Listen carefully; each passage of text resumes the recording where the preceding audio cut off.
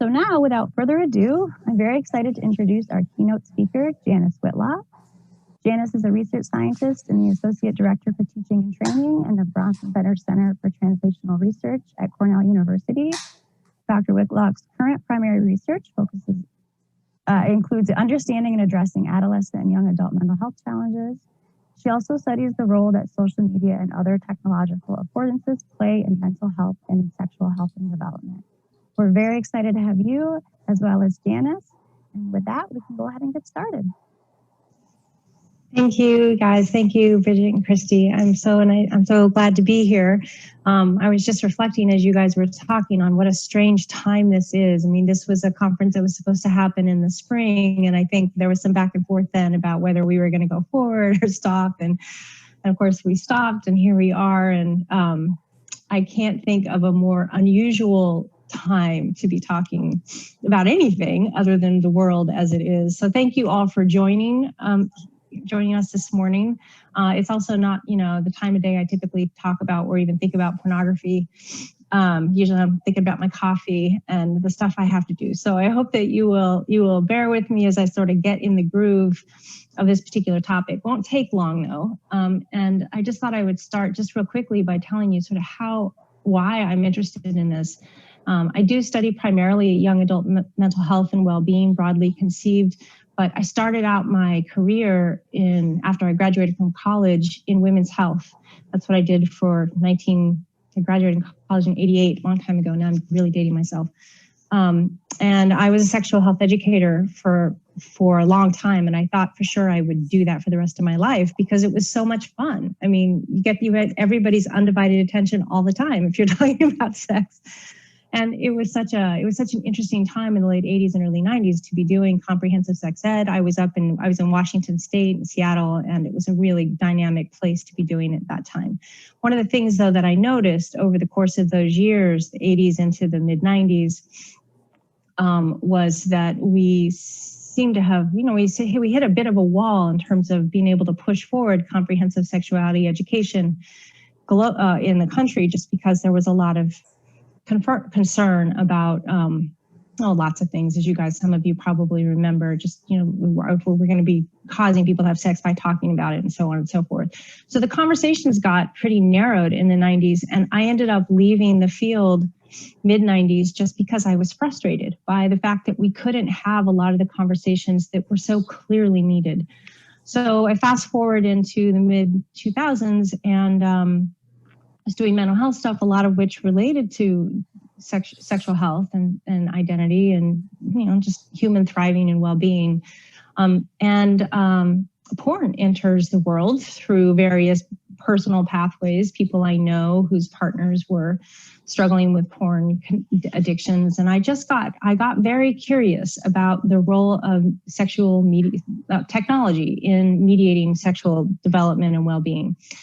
And that sort of ushered in an entirely new world. I started doing some more research in that area. And what I have found, and one of the reasons I continue to be fascinated by this, is I think that despite all of the challenges that we are facing in this time, and all of the increased complexity that the moment brings, especially related to this issue, it also has finally ushered in the opportunity to do what I really thought we could and should and needed to do in order to take the next step back 20, 30 years ago. And that is to talk, to really open the door to just candid conversation about human development, well-being, and sexuality. So that's sort of, I gotta figure out how to advance this. Here we go.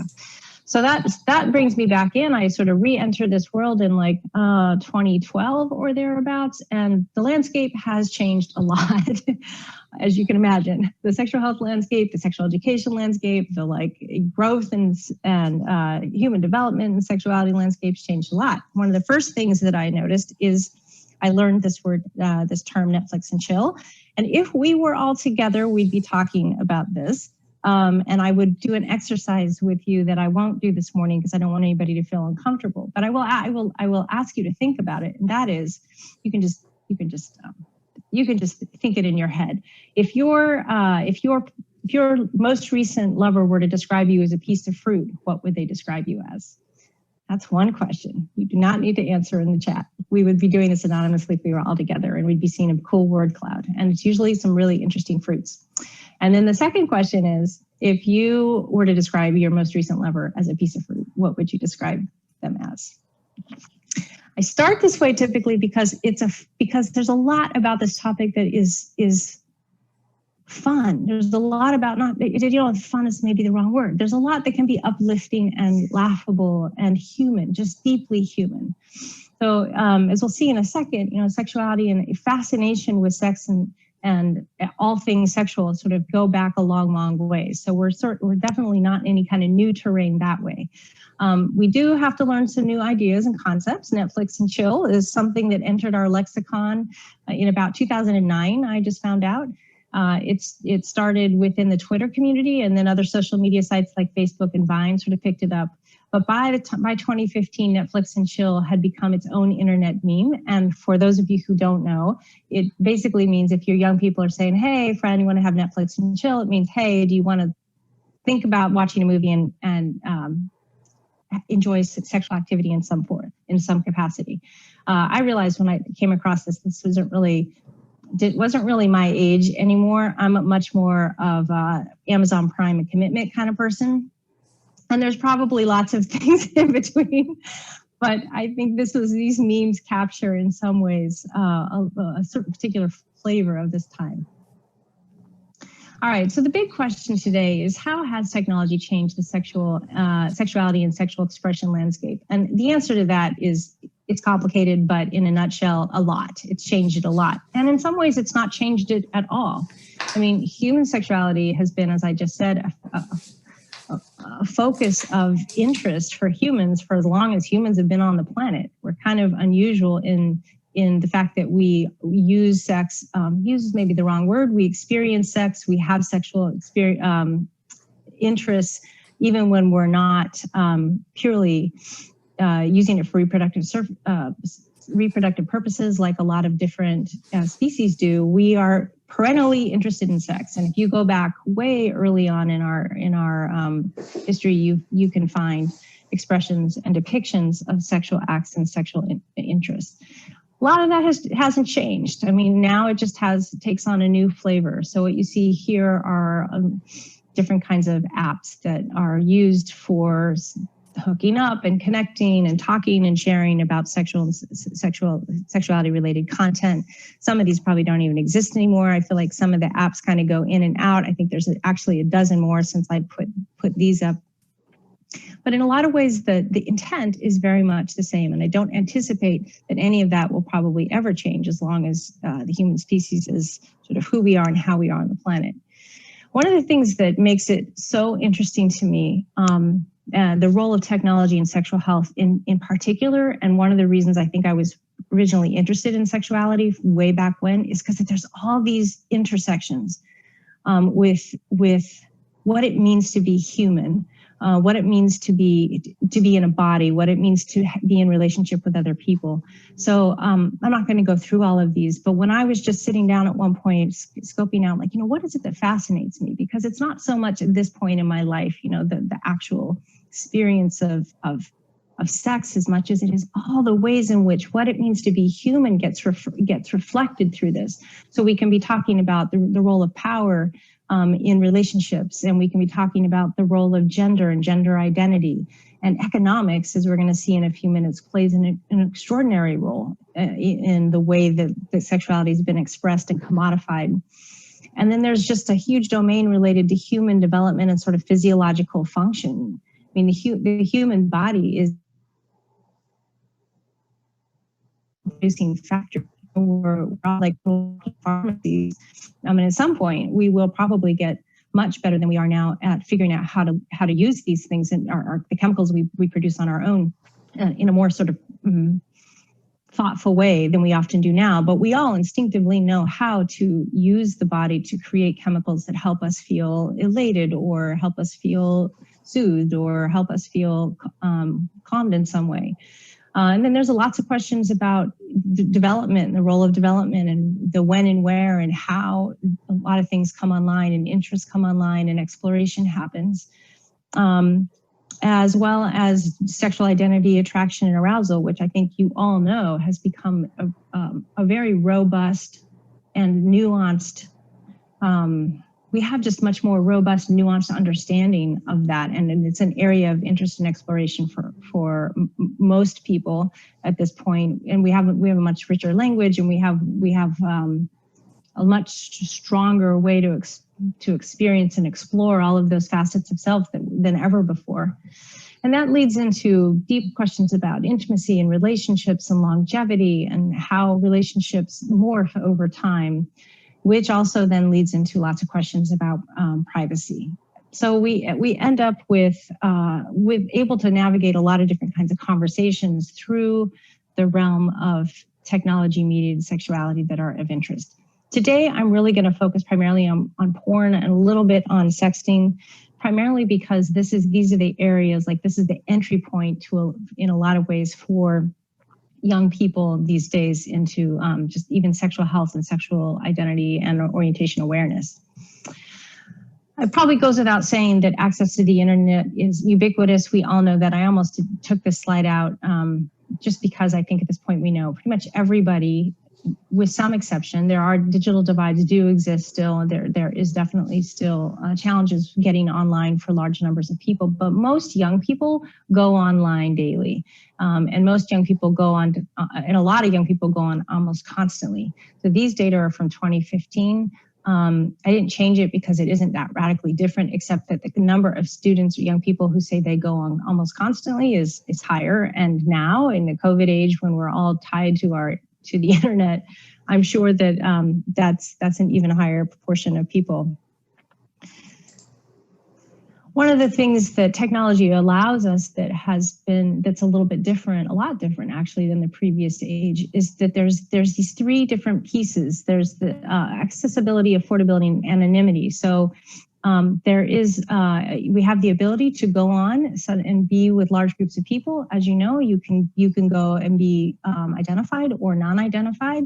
It's often free, and there's a billion different opportunities and a billion different ways to do that, which is awesome. And it can lead to a sense of disembodiedness, a sense of that there's a separation between what the mind and the imagination and the connection needs are doing and what the physical body is doing. That's pretty different than has ever really been possible before. That has resulted in a lot more disinhibited behavior, which is great in one way. It's awesome for people to be able to really put aside fears for a physical self, or even being outed in some way they don't want to be outed, while they're able to explore aspects of themselves or information that they're interested in accessing in an online venue. So in a lot of ways, there's been some upsides to this, but there are also, as you know, downsides to that, because it does mean that people end up disclosing a lot more about themselves sometimes online than they would ever disclose naturally. While this can feel really good and healthy and even be positive in the moment, it can, as you all know, lead to some pretty serious consequences. And there are many, many stories about people sort of disclosing information about themselves or their whereabouts or their fantasies that end up getting used against them in some way or end up hurting them down the line.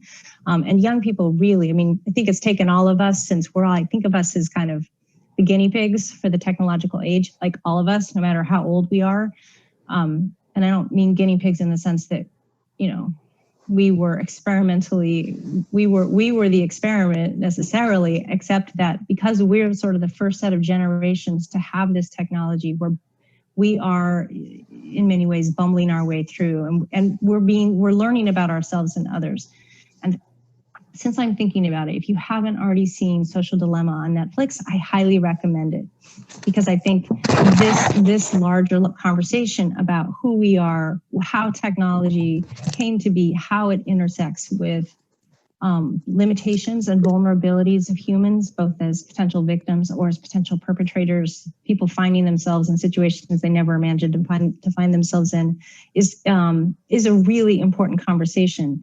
And while watching something like that and knowing about the risks of the internet and technological age is really, really important, of course, it's also, I think, important to understand that we are at a particular juncture where we have choices about how we want to evolve. We have choices about how we can educate. We have choices about how we prepare our young people and ourselves and each other. And I think it invites us potentially to be more evolved people, because we have to be more thoughtful. And with our kids in particular, I think we're going to have to be really, we're going to have to start having the conversations, if we haven't already, that we have historically been very loath to have, because they really need us to help them prepare for the landscape that they're going to occupy. So let's just quickly look a little bit of history. I mean, I think this statement here, first man will use technology for money, next man will use technology for sex, is not, maybe I'll put this in the negative, is very true. And I mean, it's like very true in a very concrete way, because in fact, a lot of the technology that we all enjoy and use started first in as a means of delivering adult entertainment material to people who would consume it. So for example, a lot of the reason that we got YouTube in 2007 with the capacity to handle huge, it had a huge bandwidth so that people could download and be watching videos at multiple times, all of that technology started in the adult entertainment industry, because there was a very big economic incentive to develop platforms that allowed for rapid viewing of lots of different kinds of images, moving images, which takes a lot of bandwidth. So delivery of porn and other adult materials really did drive development of some phone lines, internet, online transaction programs, and virtual reality.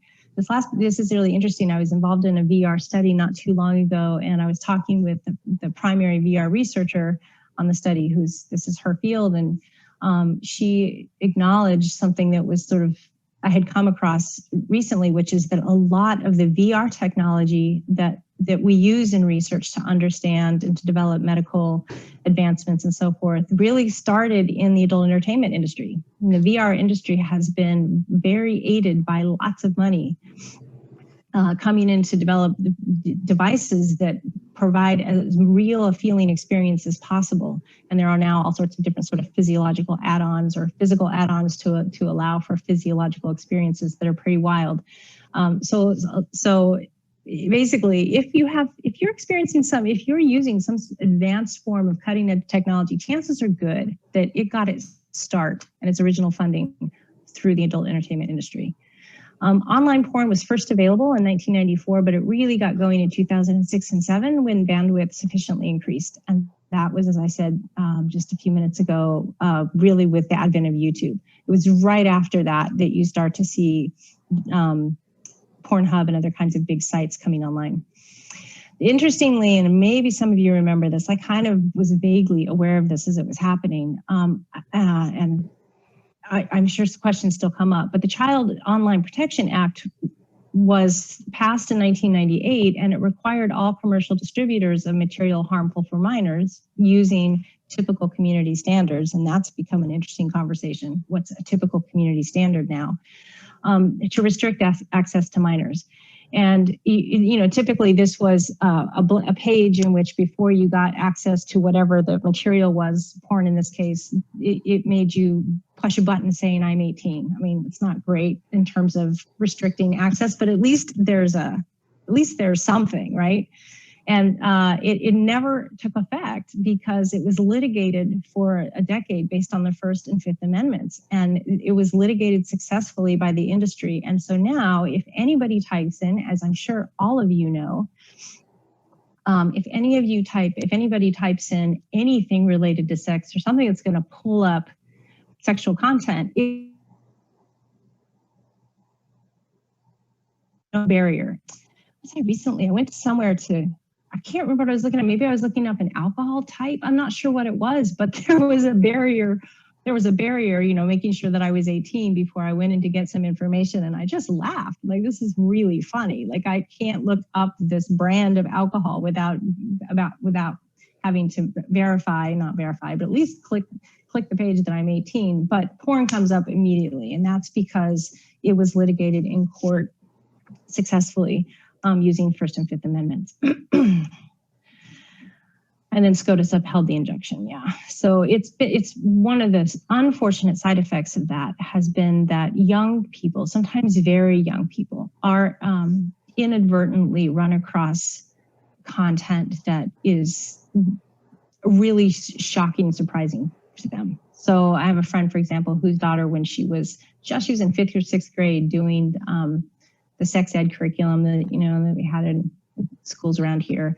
And she got curious. She went home. She got curious because they were talking about stuff, and she typed in kids and sex. And you can only imagine what came up with her type. It was completely. She was looking for additional sex ed materials. She was just curious, and it led her to the places you would imagine it led her. She was using the family computer, but the family computer was not in a space where the parent was walking by all the time. It was in a room. A parent knew she was on the computer and checking in, but wasn't really thinking about this. It took 3 weeks of this child going back to these sites over and over because she was captivated. I mean, her physiological response was a fairly normal physiological prepubescent or right pubescent response to the material, which confused her. She didn't know why she was feeling what she was feeling. She felt ashamed for the fact that she was feeling what she was feeling, and she kept going back, which caused her to feel really bad about not telling her parents. So they noticed that there was something going on with her. They, eventually got her to talk about it. And what was sad, surprising, sad and sort of heart-wrenching about all of it was that the thing she felt the worst about was the feelings that, not understanding the feelings that came up inside of her. And that made her feel really ashamed. So while it was great that her parents were able to find out, intervene, and have conversations with her, and certainly reassure her that she was really normal, it was a very confusing experience for a 10-year-old or 11-year-old to have. And something to keep in mind, because I will say that one of the things that came out of some of the early research we did, where we were doing focus groups with young people about when they were first exposed to porn-related images and acts, and what they felt about that and so forth. A lot of the first exposures were way younger than I expected. I mean, there were kids who talked about being first exposed at like 5 or 6, because they just run across material totally innocently, and they just have no idea what they're looking at, but they have there's some reaction.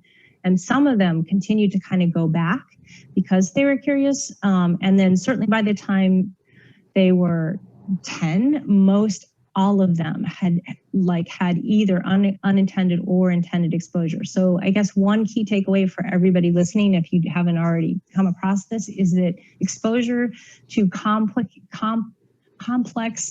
to evocative materials, things that make people feel things and that they might be confused about, happens way earlier than you think it does. So I would be talking to young people starting 7, 8, 9. I would definitely be making sure you have a sense of where they're ending up, and not because it's bad, but because it can be very, very confusing for them without adequate preparation. So if we were all together, we'd talk about Rule 34, but I really bothers me that I can't see you and talk to you. But Rule 34, does anybody know what Rule 34 is? I can see the chat, so maybe I'll just wait for a second if anybody says. What's Rule 34? Nobody? Okay, probably somebody out. Yes, that's right. If it exists, there's porn of it. I did not. So that's true. Like it's kind of an entertaining, entertainment sometime. See if you can find something there's not porn of.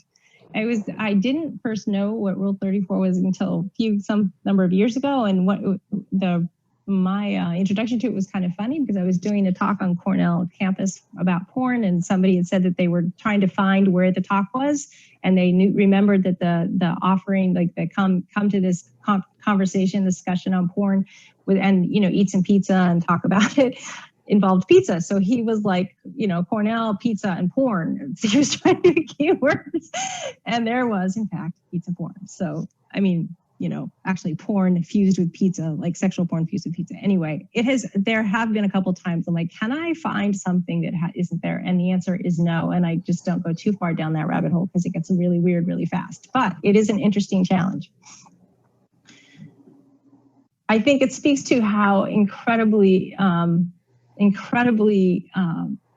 potent all things sexual are for the human mind. And actually, while I'm thinking about it, if you really want to be entertained, which I think we could all use right now, even it's hard to concentrate at the moment, I would really recommend this book called A Billion Wicked Thoughts. A Billion Wicked Thoughts. You can probably get it on Kindle. It's amazing. It might be a few years old now, but it was written by two neurologists who got fascinated by what we could learn about human sexuality from just data, like what people are putting into the internet. And so they got access to all these searches and so forth. And then they put it together with different things that they know about human development and functioning. And I mean, literally, I've been on the floor laughing hysterically at some of the things that they include in there about us as humans. It's incredibly educational. So if you need a little education and entertainment, I would check it out.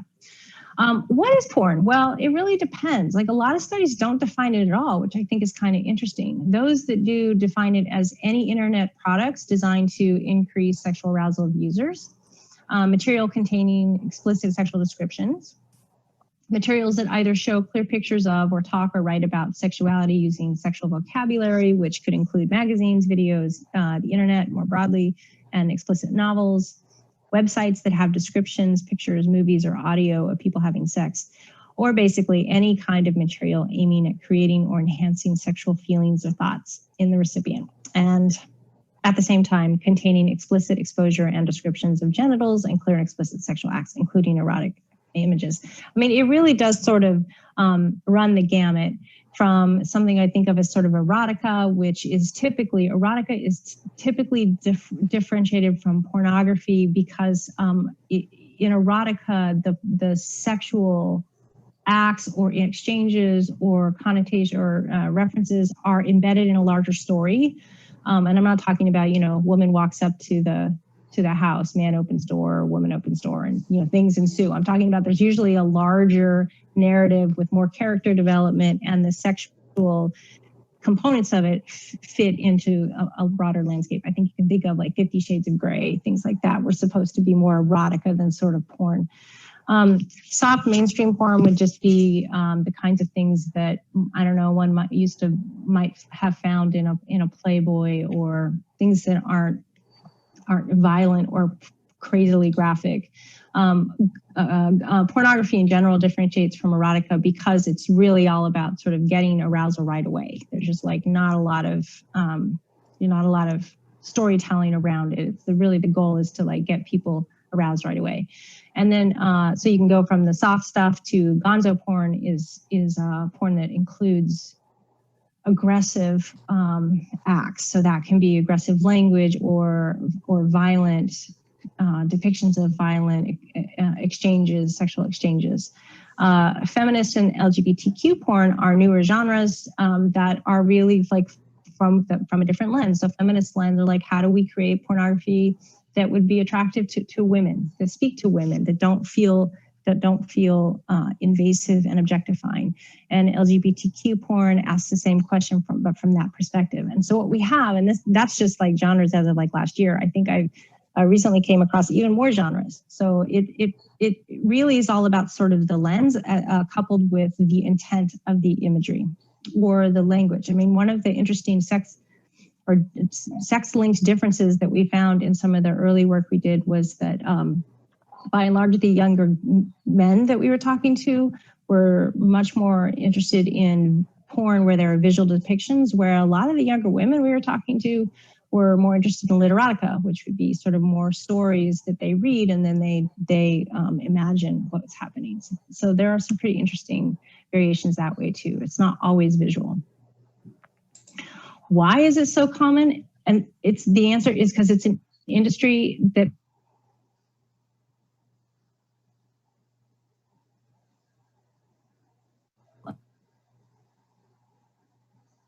I can't remember the word for that, but basically the goal, the way that a lot of the industry is set up is to get someone to kind of go deeper and deeper and deeper. And I'm trying to remember, there was a podcast called, I think it's called The Butterfly Effect that I listened to. There might be multiple podcasts called The Butterfly Effect, but this was very specific to pornography, sexuality, pornography and erotica, I think, I'm not sure, but I'm sure if you Googled butterfly effect and pornography, it'd come up. It was so interesting. I highly recommend listening to that too. And it sort of goes through a number of these things. But basically, porn makes an estimated 10 to 14 billion dollars annually. It's a bigger business than professional football, basketball, and baseball put together. People pay more money for pornography in America a year than they do on movie tickets or all the performing arts combined. And it brings in more revenue, and this a few years ago now, but I think it's still true, than Microsoft, Google, Amazon, eBay, Yahoo, Apple, and Netflix combined. It is an enormous industry. And you can, and there's probably like, there's a big industrial complex behind it driving it, but it feeds on something that is such a salient and powerful human drive that it's not hard to sustain. So this brings us to like, well, how much porn is out there? And the answer, and how much porn is Generation X, they call it, it's like the young adults or the young people growing up in the age of online everything. How much are they consuming? And the answer is a lot, especially if you look across all of us, adults and young people. This is one of two slides I'm going to show that came from a Time article that this woman did in 2016, because I thought she did a wonderful job of sort of depicting this over time. So she shows here the timeline. You can start it in 2004. At that point in 2007, which is when right after YouTube was launched, 2005. I thought it was 2007. Okay, YouTube launches 2005, and then as you can see on this timeline, the porn specific platforms start right after that. So Pornhub, which is one of the biggest porn platforms, was formed in 2007. And at that point, there were 58 million monthly visitors and 167 million total internet users. So we go up here to 2016, and I apologize if this is a little fuzzy, but you can just see this just steady upward trend. And I will tell you, having just revised this talk from just even last year, it's through the roof this year. And I can only imagine what it's like right now in 2020. It's definitely going to be a lot more just because everybody's home and online and probably feeling a little discombobulated. And it's something people often do to self-soothe. So one of the reasons though, so you can see here, by 2016, there's 107 million monthly visitors and 259 million total internet users. And as I said, that has done nothing but increase. I'm sure this line goes straight up. One of the reasons she wrote this article though, was because she was interested in the rise of the no-fap movement. She said that she just started hearing about the spontaneous formation of internet-based groups that gathered around the idea of staying away from internet pornography. And if we were all together, oh, sorry. Okay, sorry. So I'm just getting a message from Christy that I'm occasionally cutting out. And I apologize because I am getting messages that my internet is a little unstable and I don't know how to deal with that one, except just let me know, Christy, if it gets bad, okay? Janis, I'll let you know. It's just happened a couple times, but yeah, you can come back to it. So okay. If it gets worse, we'll probably just have you turn off your camera, and sometimes that helps the bandwidth. Yeah, that's what I was going to suggest. Okay. But right now you're good. Okay. So the no-fap movement there's a number of different communities that come up around this idea that people should be staying away from porn, and they wanted support. And what was really interesting about this article is the no-fap movements that she was starting to be interested in were all formed by young men for the most part, young people and young men in particular. And we'll talk a little bit about why that might be in just a little bit. But and it's like that has continued. So there's a huge increase in content, but at the same time, there's a growing number of communities together and separately who are coming together to talk about the impact that especially excessive porn use has had on their lives and their relationships and so forth. So we're starting to have a much more nuanced understanding of this interaction between technology and sexuality. But again, it's sort of based on kind of we're guinea pigs in a way. We're just learning as we go.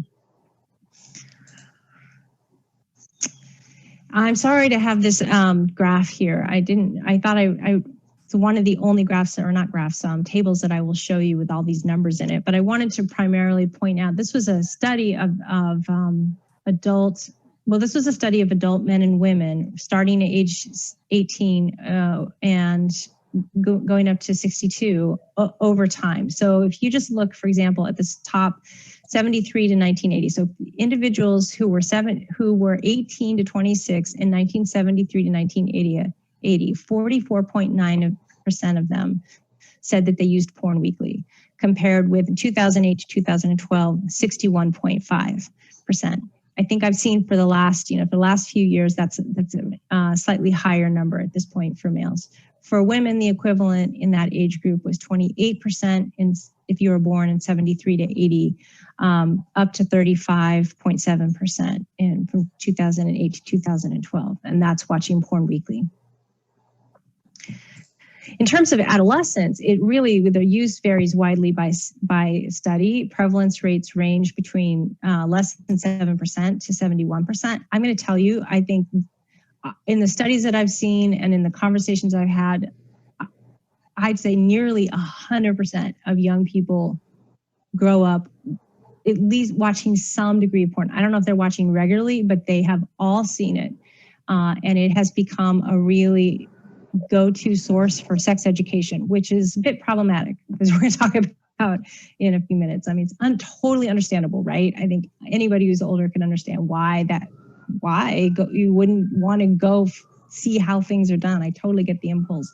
The problem is that it's not a very good source of sex education for a variety of reasons we will talk about, and which are probably obvious. So it's an opportunity for us to be thinking about that. So in the most, in a 2012 study, they found that 93% of boys and 52% of girls aged 16 and 19 had watched porn in the previous 6 months. I think that's a lowball estimate at this point here in 2020.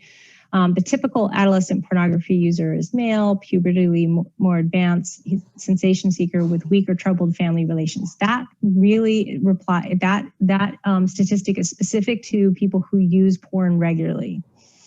And for some people, it can become really problematic, because it can become the way that people use to get aroused, and physical one-on-one relationships with other people stop working so well. We'll come back to that in a sec.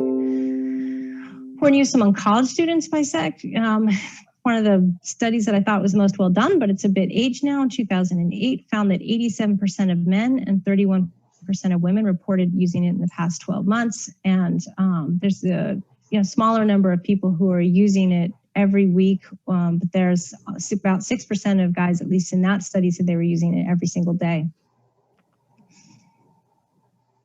Okay, but here's like, why don't we go to the source, right to the source for stats? So if you're curious and you want to see more than what I'm going to show you right now, you can go to Pornhub statistics. Now, it's really important if you're going to Google, unless you want to go to Pornhub, that you do Pornhub statistics and get to their Pornhub statistics site, which does not have their videos, but has an incredible array of statistics that they have been able to gather through users of their site, which is pretty mind-blowing. So this was, as of a few days ago, it was all 2019.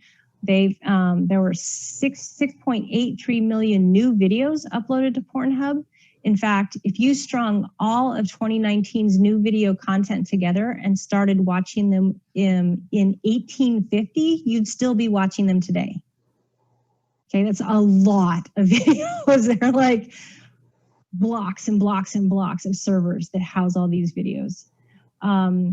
There were well over 4 million websites with pornographic material. Pornhub is just one website. They're one of the most common, but this numbers are just for Pornhub. If you put all of these websites together and you did this, it would be extraordinary. I mean, I don't even know when we'd start, when you'd have to start to watch everything. There were lots of ways to interact.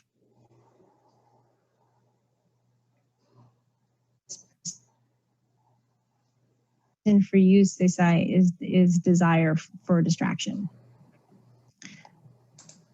Here's top countries.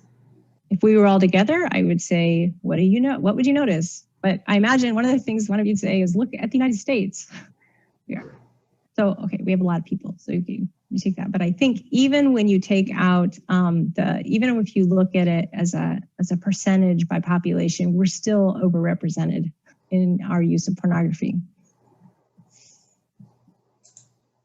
This is interesting. This is the age of standard, and I have no idea how they get people's ages. How they get our ages and our genders. This is really kind of concerning to me from a privacy perspective. But they have very specific data. So the average age of a Pornhub visitor is 36 years old, but 25% of them are 18 to 24, and they do not collect stats on adolescents because technically adolescents, well, I'm not sure if they're not supposed to be there. It's not against the law, but they don't collect. I don't know. I'm not sure how it is they can get these categories and not the lower categories, but I'm willing to bet that if you put in the adolescents into this pie, it'd be a pretty good chunk of those two. Here's the age proportions in the top 20 traffic categories. I know this is a little bit specific, but I'll just give you a second to look at this. And you'll notice, I think, that the United States isn't radically different in terms of our age. The blue, I don't know, oops, sorry, I don't have the key there. The blue is that first, I'll go back here, it's that first 18 to 24-year-old category. So we're not terribly unusual in terms of distribution of use across age. Across age. The Philippines is a bit of an outlier there in terms of young people. That's interesting.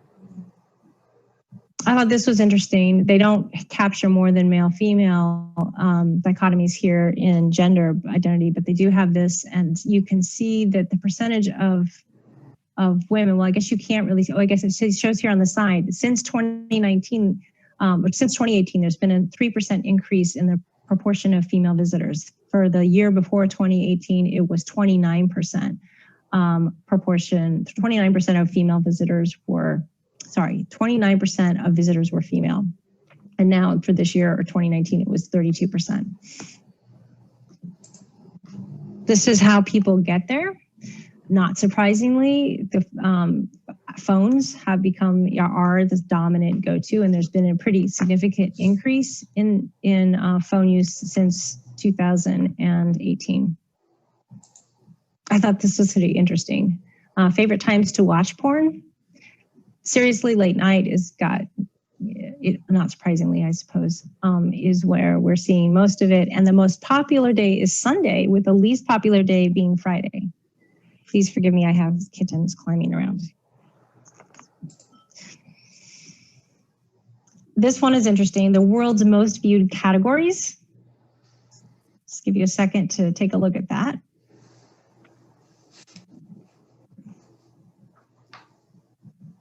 I think it's really wild, and we could stop here and have some really interesting conversation that is just not going to happen because of being virtual, but it is really interesting to look at the breakdown across the world. All right, let's talk a little bit about what people think about it.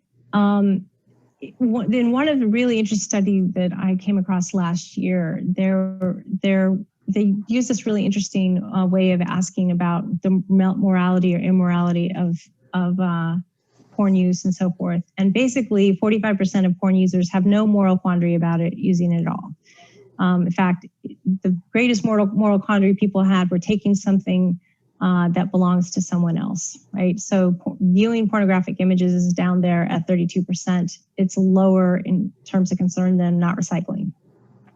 So I think that it is interesting, because I think this is one of the things that really first struck me about, for my own thinking back when I initiated my interest in this area, was like, how do I feel about it? How do especially as a parent, I now have young adult children, but at that time my kids were teens, and I'd been a sex educator, and I was a woman, and I was sort of wandering around that interactions diagram that I gave you, the circle that I gave you earlier. Like, I was thinking about all these different pieces. And so it's been really interesting to sort of figure out where I've settled on it relative to where people just growing up in this age have settled on it. And it's definitely clear that they're not very concerned about it. That said, I don't know that we completely understand the sort of effects in terms of sort of healthy versus unhealthy use very well. We're learning as we go, but this might shift a little bit, but I don't think it'll ever be a moral question again. And you know what? It probably shouldn't be, because human sexuality and drive and desire is a very natural experience. What we do with it, how we protect ourselves and other people, how we learn to work with those impulses, those are really, really important. And that's been some of the areas we've sort of culturally and socially sidestepped for a lot of years, just by trying to create these moral buckets of what's good and bad. At this point, we're sort of beyond that. At this point, the questions are going to be much more nuanced, and rightfully should, I think, move out of this area potentially of is it morally right or wrong, with the exception of individual or family conversations about that, and more into understanding how it both expresses and interacts with what's natural, and how we can serve it, how we can understand that in the context of healthy development and functioning. Here, one more last table, attitudes toward porn use here. So if you can take a look again, oops, I didn't do the circles that time. So you can take a look again at the same two categories I showed you last time. So that the 1973 to 1980, men 18 to 26 years old, 11.2% said that they felt pornography should be illegal. And you see pretty much exactly the same in 2008 to 2012, which I think is really interesting. There really hasn't been much of a major shift in perceptions in that age group. There's some interesting age stories here to tell, but we're not going to go too much into that.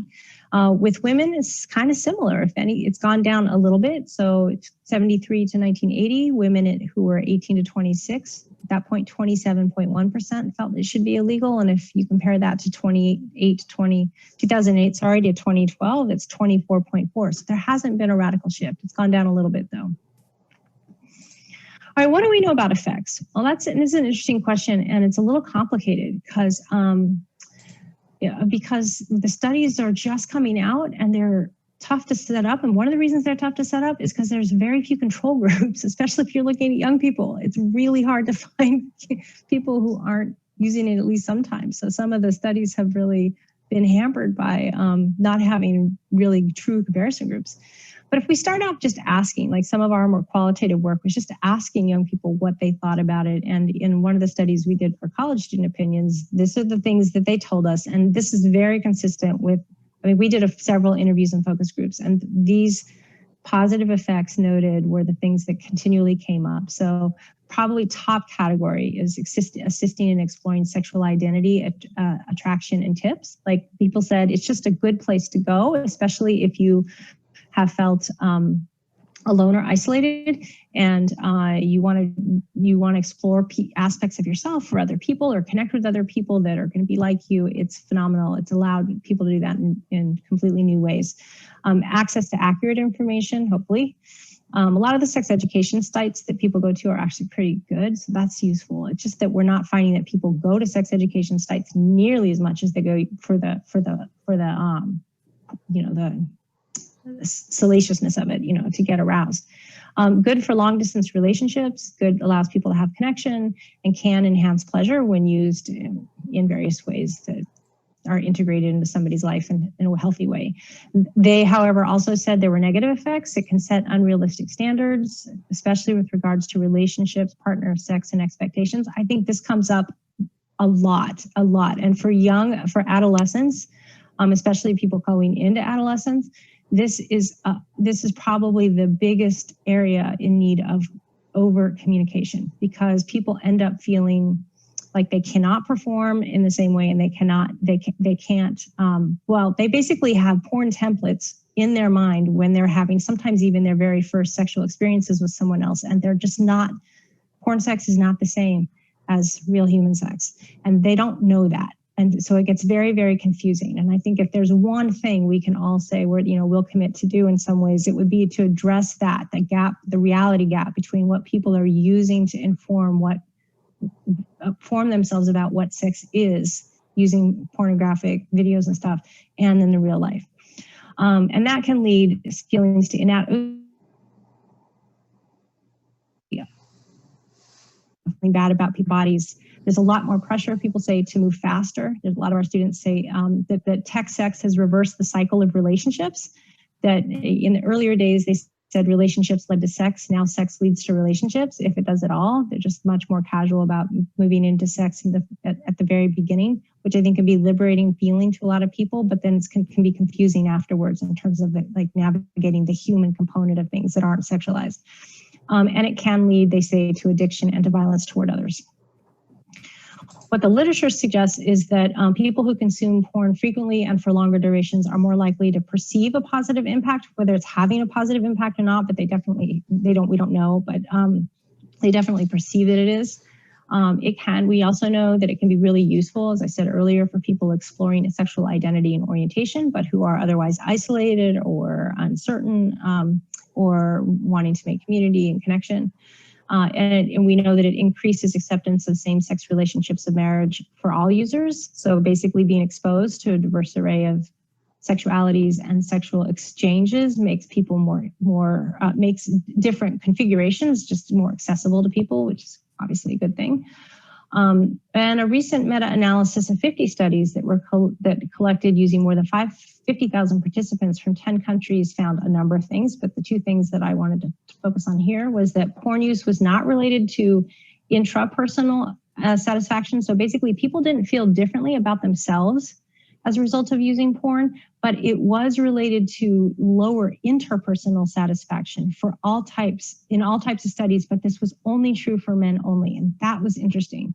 So men who were porn users, regular porn users, tended to rate sex with another partner. And I can't remember if it was only heterosexual or not. I don't think so, but they just tended to rate sex with another real partner as less satisfying than porn sex or sex with themselves using porn over time, which obviously doesn't bode so well for relationships. We also find that it can also alter body confidence. We've definitely seen some pretty huge upticks and increase. And, obviously, I don't know about obviously to you, but I was kind of shocked when I'm in the car with my then 11-year-old years ago, 2012 or whatever it was. And she and her two girlfriends in the back seat are talking about, I don't know if they're talking about waxing or shaving, but I don't remember what it was. I was like, wait a minute, you guys you don't know what it looks like, what it feels like to have hair, hair. You guys, they don't know. I don't even know if my daughter, she won't be listening to this. I don't even know if she knows what it looks like to have hair at this point, and she's in her 20s. Like, there's just a very strong move away from any kind of genital hair. But more concerning, and I don't know if that's concerning, it just is, but concerning for sure is that there have been an uptick in labiaplasty, which is basically, plastic surgery for labia, because they have an idea about what labia should look like, and theirs doesn't look like that way. And I have to honestly tell you, it wouldn't even have occurred to me at all until this age came up, because when did you ever see genitals so up close all the time? Porn exposure correlates to increased physique anxiety for gay men in particular, which I think is also interesting. It definitely is shaping perceptions of real sex. As I said earlier, this is probably the single most problematic aspect of it, because it's just not real. Like, there's very little about it, as you guys probably all know, that's real in any meaningful way. But teenagers are using it as a way of understanding real sex, because that's the exposure they've gotten. We don't have much else to offer them that's as compelling. And so they use porn moves, they use porn language, they use porn scenarios in their head to educate themselves about what it should be like, and often are kind of shocked at how it doesn't really work in real life. We also know that it can reinforce stereotypical male attitudes toward women, a lot of the more objectified-oriented porn. Users do show elevated levels of impersonal perceptions and behaviors. So objectification is just easier, and studies find that, when people, especially regular users, sort of shut their computer or their device down and they're not on the porn, but they go out in the world, they still have a porn filter on. So it's just much faster to register a person bending in a particular way or turning, and it'll associate with an image that they just saw, and the tendency to then get this dopamine rush and to objectify that person is just much greater than it would otherwise be, which, as you know, could be problematic. It does decrease use of condoms, but it increases support among adults for adolescent access to sex ed and use of birth control. So maybe this will help the comprehensive sex ed crusade. And we also know that early exposure to porn predicts sexual harassment perpetration, increased diversity of sexual behaviors, which isn't necessarily bad, but sometimes those behaviors are leading to pain, like the increased uptick in anal sex as a result of watching anal sex on girls, in particular, sexual experience sometimes at the very beginning. And then sexual preoccupation and experimentation. So is porn contributing to the sex recession? So here's the other thing that would be kind of interesting. If we were all together, we talk about that. So I wonder if you guys have heard of the sex recession. If not, it's worth looking up. And there was a really great article in, I think, Time magazine that came up. Is it Time magazine? Oh, no, it was the Atlantic Monthly a couple of years ago. I think just a few years ago. That shows that people are having less sex, and it's not just the United States, it's everywhere. In fact, I think this whole phenomenon started in Japan like 6 or 7 years ago with people just not having sex. It got so bad in Japan by 2014 or 15, they were hiring intimacy coaches. They had a whole new category of professionals called intimacy coaches that were hired to try to get people back together again because the birth rates were falling so precipitously. And I haven't checked in recently, but I don't know that it's changed. What we have seen is that the sex recession is no longer in one country, it's in multiple countries, and this is in the United States too. So as of 2 years ago, this General Social Survey found that the percentage of people reporting no sex recently was higher. And it was accompanied by the fact that in 1992 to 2014, the share of American men who reported masturbating in a given week doubled to 54%. The share of women that reported that tripled to 26%. And at the same time, partnered sex was falling. So a lot of this is, and this is what's fascinating, right? A lot of this is driven by young people and young men in particular. And that's a little bit interesting, right? That's definitely counter to any sort of historical trends. So these are rates, this graph shows rates of no sex among people in the past year.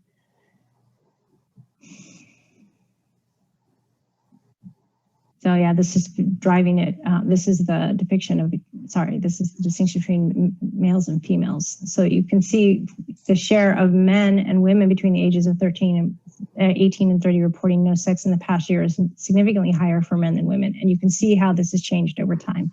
So and you can see that a lot of the change happens right around 2007, which is when we start to see the rise of online pornography. Can we just say definitively that they're linked? Probably no, but I think it's pretty persuasive. It's just much easier to go online and do your thing than it is to have to, go through the whole courtship process. And it's having an effect on relationships. So it's not just sex that's suffering. So people aren't even going out on dates anymore. And and some of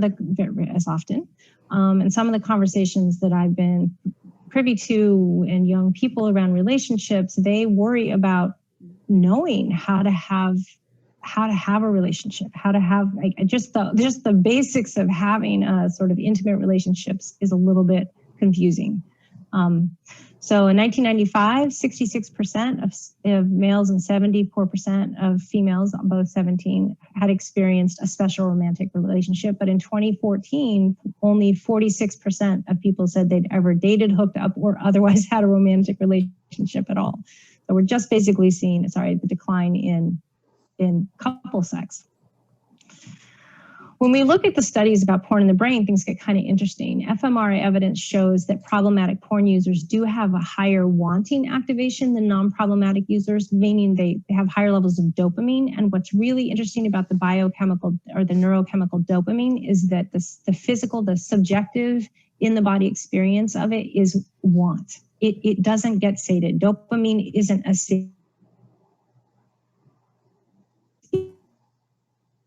it is simply want that keeps people, if you're an habitual online shopper, or any of us can probably, you see this thing that you want, but then you wonder if there's a better thing. So you kind of keep going. That is the dopamine experience. And that's what drives a lot of it. And it's very satisfying because it capitalizes on the possibilities, but it never actually sates.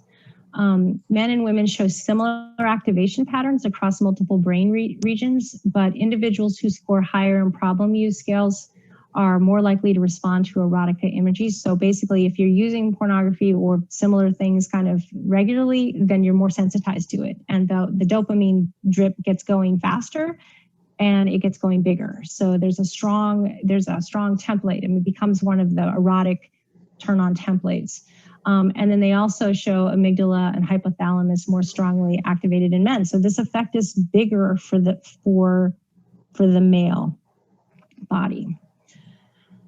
And there is a significant negative association between pornography hours per week and gray matter volume. Gray matter volume is the prefrontal cortex area that we associate with decision making and risk taking and so forth. So basically what these studies are suggesting is that a lot of indulgence may actually be degrading capacity for self-regulation, in addition maybe to affecting how they view other people. Why is this? It's pretty interesting. So we know that pornography use leverages the reward system, and it's associated with some pretty powerful neurotransmitters. Like I just said, a dopamine, there's also adrenaline, that rush feeling, and then oxytocin, which has a lot of different functions, but probably most of you have heard about it as the cuddle drug. It's the thing that typically comes after an arousal and a climax experience that is like there's a connection, there's an attachment. So several studies have suggested that when people are doing that process to a screen all the time, then the attachment becomes associated with the screen and not a person. It relies on the Coolidge effect, which is in this graph to the right, which basically says that if you keep presenting, if this was done with males and females, okay, so you got to take it back, and this was started with rodents, and now it's been documented in various other species, including humans. But basically, the idea is if you give a male rodent a female, copulation will happen quickly. If you keep introducing the same female, the copulation time goes down over time. They just are less interested. But if you put in a different female, that doesn't happen. The copulation time is the same. Like they're ready to go next time with a new female. In fact, some studies have suggested that some male rodents will die. They will basically copulate themselves to death. So the desire to copulate overrides the desire to stay alive. They will just kind of keep doing it if you keep introducing novel females until they just can't do it anymore. So we have seen, there's plenty of studies that show this similar effect in humans, although not to the point of death, I hope. This is because you use the delta phosphate protein, which over time, it's a neuroprotein that gets picked up in this dopamine, adrenaline, oxytocin kind of mix that happens with arousal and climax. It can accumulate with repeated use, and it can lead to desensitization, the need for more, and other traceable neurological changes, which is one of the reasons why regular porn users, so people are using, I don't know what the periodicity would be, at least several times a week, sometimes daily, report that they need different kinds of porn. They need it to be more intense. They need to be sometimes more violent and more edgy in order to have the same effect. And unfortunately, there is some growing body of evidence to suggest that there is a link between porn and erectile dysfunction, even for young men. So erectile dysfunction in young YAs, young adults, have increased significantly in the past decade. It used to be incredibly rare to see erectile dysfunction in a young man. So rates in men 18 to 22 are 24 to 45%, depending on the study now. Not talking about every single time, but considering that was significantly lower pre-internet era, pretty likely due to this. And between 40 to 50% report low sexual satisfaction and arousal. A comprehensive review of the literature suggests that there might be a relationship between porn use and rising rates of erectile dysfunction. So I threw this in here because this is the kind of sort of self-assessment one can take to find, to isolate whether or not they might be spending more time online and using porn than is healthy for them. And I think it's not a bad idea to help teach young people how to know that it can happen, know that they need to learn how to self-regulate, and know what kinds of signs and symptoms are present when they are not, when they're starting to be impaired or impacted in a negative way. What's the relationship between porn and rape culture? Well, if you ask, so there's not a huge number of studies. These are tough studies to do, but a recent study of Italian youth in 12th grade, of Italian youth in 12th grade, 42% of males and 32% of women reported viewing porn features in which violence against women are featured. And I think in one study, not sure if it's in here or not, a huge, like 88% of the images that were cataloged in, sort of a standard repertoire of porn offerings had some degree of aggression and violence. Research is kind of inconclusive, but research is suggesting that exposure to violent or degrading porn is linked to a history of victimization for females, aggressive behavior, especially among teens. Violent porn has significantly increased the likelihood of self-reported sexual aggression over time, and there's no similar association for nonviolent porn, which is interesting. And male adolescent porn use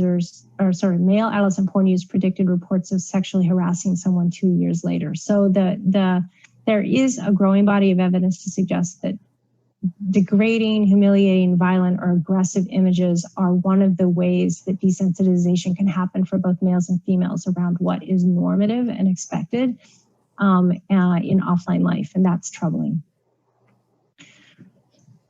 Number of modalities, not frequency of use, is the significant prediction. That's really interesting. So number of modalities and different kinds of people, there are the different kinds of porn viewed, as well as the different ways that people view it. We do know that porn and sex trafficking are linked. So porn can be used as a form of control over trafficked women because once an image is on the internet, it stays there. So even if they're able to escape it, their traffickers can hold images on the internet over people's heads.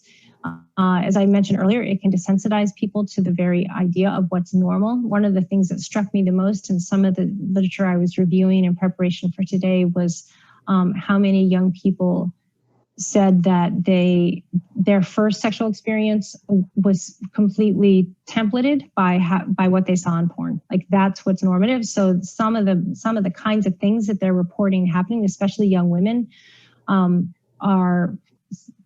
can be humiliating and degrading from the very beginning, and it's because they think that's normal, like anal sex or really, really rough sex that's rough enough to leave wounds in the vaginal tissue, or having somebody come on you, wanting to come on somebody's face, or all the different things that one might see in porn that they don't necessarily know aren't probably certainly not the best way to start off, especially if it's non-consensual and people aren't already comfortable with themselves and their bodies. So it's causing, one of the impacts has been causing more and more young people to not really want to have sex. It's one of the reasons we're seeing the sex recession. It's like one of the pieces there is they don't want to because they associate it with hurt or discomfort.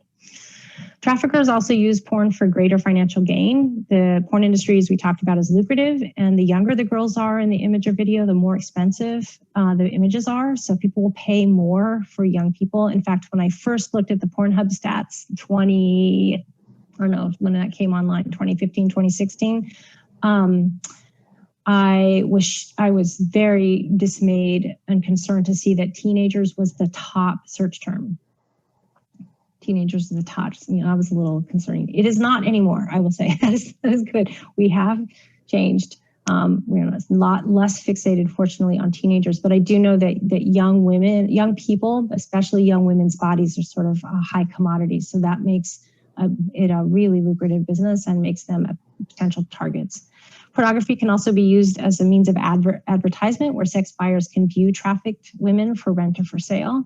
And sex buyers can remain anonymous on the internet. It's just really easy. There's so much child porn that it's impossible to get it off the internet. I'm sure some of you guys have heard about that. Like there's just the rise in child pornography images and the lack of ability that we have using AI off the internet is striking and very concerning.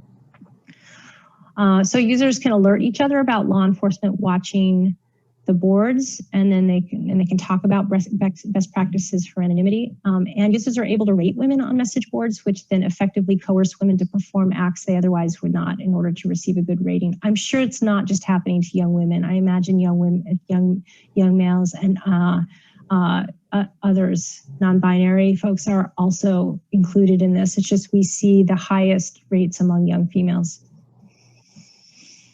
Just quickly, sexting. Sexting is just really common. An estimated 20 to 28% admit to having sent one, and approximately 40% received one. I think this is probably an underestimation. This is also some of this data is a little bit old, 2013. But I did look at there's some Pew data on this, and it's not much changed in the last few years. 25% forwarded to someone else. 23% of teens with dating experience have sent sexy or flirty pictures or videos, just compared with 2% without dating experience. And 35% of teen girls have had to block or unfriend someone who was flirting in a way that made them uncomfortable, double 16% of boys who've had to take this step. I think the sexting thing is an interesting thing because I think we're all going to have to just get okay with the fact that it just happens. It's just one of the ways young people interact and flirt. It's like it's a flirting activity. So rather than sort of saying categorically one should never ever do this, it would probably be better for us as adults to help young people understand that there are legal ramifications. When somebody sends a sext in most states, if they're under the age of 18, they're engaged in an illegal act because it's trafficking in child pornography. Even if you are, if it's of you and you're sending it to this one person, you think this one person, it's still technically an illegal act. I think a lot of states have had to seriously revisit their laws around this because there have been some pretty big cases in which they were going to end up having to prosecute kids who clearly weren't child pornographer traffickers for sex. So there are some accommodations now this way, but young people do really need to understand that, especially since the minute they send a sext or receive a sext, it's possible that it could get anywhere.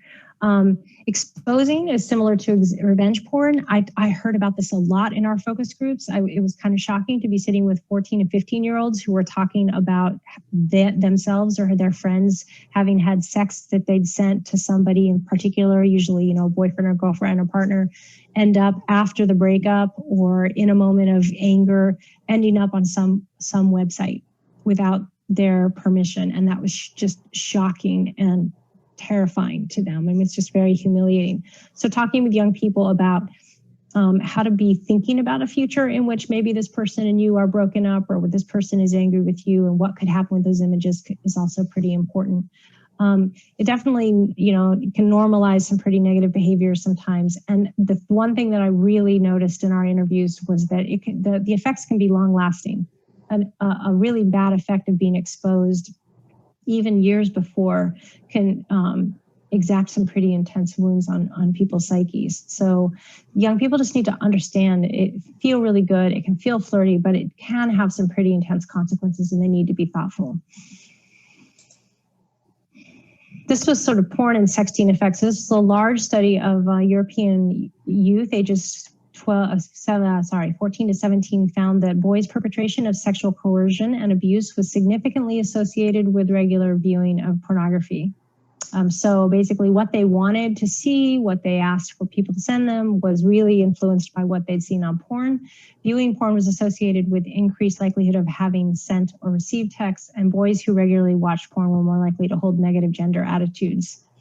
And lastly, while youth generally perceived sexting positively and it was normalized, they saw the potential for reproducing the sexist features of porn, like control or humiliation, were also recognized. These would be all of the places in which I think candid conversation with young people really happen.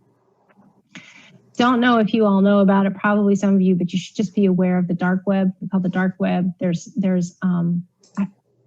a subweb people can get to in which everything and anything is available, including children. It's just it's a really scary kind of place. A lot of young people know how to get to it though. Like a lot of adults don't even know it exists. There are a lot of young people who know it exists and are able to get to it. It's one of the places where sex traffickers go to advertise and find victims. And there are, some AI software being used to investigate both open and dark web content to find traffickers and victims. But the content or the proliferation of content, as I said earlier, is so vast. Sometimes it's just impossible to keep everything off the web. The future is funky. Honestly, I have no idea what the future is going to bring. What I do know is technology is not going away. It's going to be increasingly integrated into our lives. It's going to increasingly demand that we evolve our consciousness and our ability to kind of grapple with complicated kinds of questions as individuals, as families, as communities, as couples, as we go through life. I've got to be really honest with you all. I'm saying I'm really glad I'm in my 50s. I'm not young right now because I'm not sure if I can handle so much more change. But what's coming on the horizon is pretty interesting. There's like I said earlier, VR development is being driven by the adult entertainment industry, and there's all sorts of attachments. Like you can put on all these things so that what somebody's seeing, you can actually be feeling and feel to people. And then there's really sophisticated sex dolls and AR kinds of environments that people can go and live in. So if you haven't seen, there's one of the most recent Dark Mirror episodes for the very last season. I think it's the second one, is an interesting look at some of what is coming. So I would recommend that if you're curious. I think we have a lot of opportunities though to delve more deeply into the zone, what I think of as the zone of authenticity, to articulate more nuanced universal values, to deepen our understanding of human sexuality, identity, and vulnerabilities, and then to talk, to increase meaningful communication with and just honesty with ourselves, with other people, and within families and communities. But we're going to have to be bold and courageous in order to capitalize on these opportunities. What do youth need to know? Top and foremost, we need to be honest and open with them. They definitely need not just media literacy skills, but porn literacy skills. And there are an increasing number of curricula for this, which I'll show you in just one second. They definitely need to know first and foremost that what they're seeing in pornography is not reality. It's really designed, it's even filmed in a way to enhance those drugs, the neurological drugs, not to teach anybody about what real sex with a real person is like.